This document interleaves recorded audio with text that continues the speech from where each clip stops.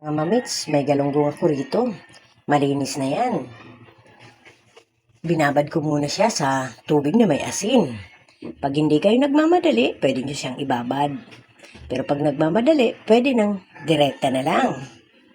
Ayan siya, binabad ko siya ng mga 20 minutes na may asin.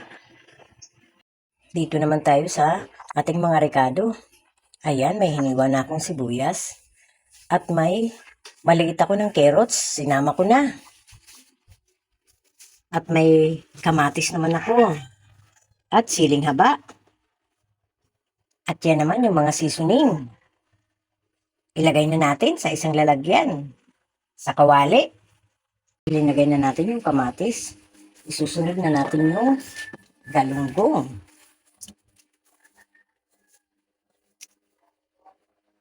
Ayan.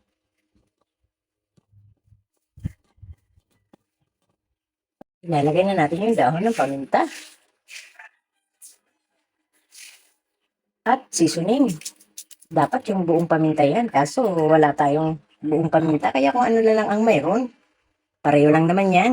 Lalagay na natin yung carrots.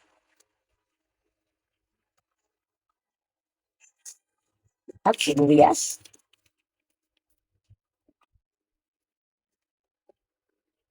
Siling haba.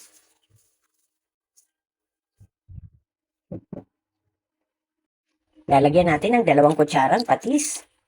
Bahala na kayo sa timpla kasi yan, binabad ko na yan sa may tubig na may asin. At lalagyan natin ng mga 4 na kutsara na mantika. Maglalagay tayo ng tomato paste. Tinunaw ko muna yan. Wow, luto na ang ating galunggong style Spanish.